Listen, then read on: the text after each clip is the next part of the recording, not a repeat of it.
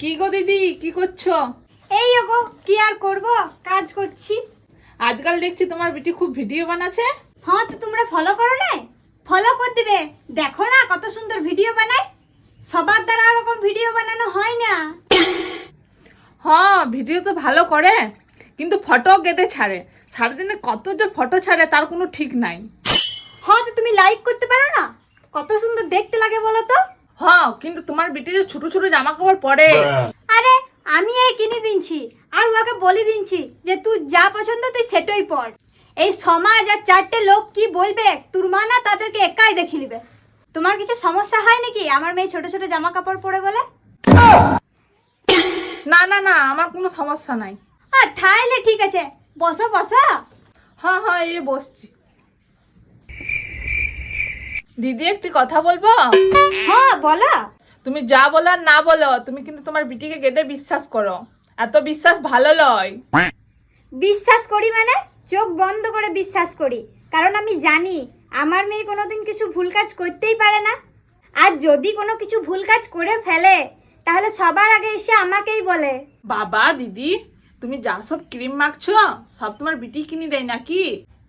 হ্যাঁ, আমার বেটিই তো কিনে দিচ্ছে, আর বলিছে মা এটা দিনে একবার লাগাবে আর রাতে একবার লাগাবে, তাহলে তোমার স্কিনটা খুব গ্লো করবে।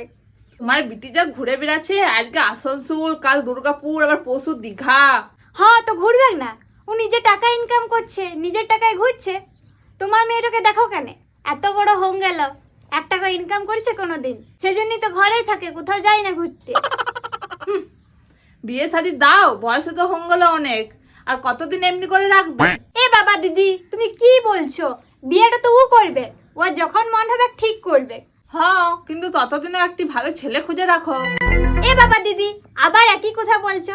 তোমাকে তো বললুম যে ও বিয়ে করবে, ও যখন ইচ্ছে হবে তখন বিয়ে করবে। একটি ভালো ছেলে দেখে ঠিক বিয়ে করে নেবে। তোমাকে এত টেনশন করতে হবে না, আমি তো একদমই টেনশন করি না। চা করবো নাকি, খাবে? তুমি যা বলো না বলো দিদি, তোমার মেয়েটা যা পাতলা, বিয়ে দিতে কিন্তু যেতে কষ্ট হবে। কোনো ছেলে পছন্দ করবে না পরে তখন। হ্যাঁ, তো পাতলা হবে না দিদি? আমার মেয়েটা জিম যায়, শরীরের যত্ন নেয় যাতে স্লিম থাকে, আর বডিকন ড্রেসগুলো ওর শরীরে ভালো ফিট হয়। তোমার মেয়ের মতন নাকি সারাদিন শুধু গপ গপাই খাবে আর এমনি হবে?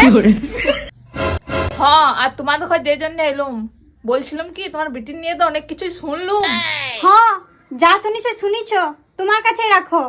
একদম আমাকে বলতে আসো না, নাহলে আমিও তোমাকে কিছু শোনান দেবো না, তখন তোমার ওখানে গায়ে লেগে যাবে। বাবা, ভালো কথাই তো বলতে এসছিলুম, তুমি আবার রাগ করছো। তোমার বিটিকে সামলাই রাখো, যা বার বেরিয়েছে। শুনো দিদি, আমার বিটি আমি বুঝি নেবো, তোমাদেরকে তো কেউ দেখতে বলে নাই। আর একটি কথা বলছি, কানটা খুলে শুনি লাও। আমার বিটি নিয়ে যদি কিছু আর উল্টা পাল্টা কথা বলবে না, তো আমার সাথে একদম কথা বলতে আসবে না, আর আমাদের ঘর তো কোনোদিন আসবেই না। ভালো বললুম তো ভালো জুগলাই বাবা।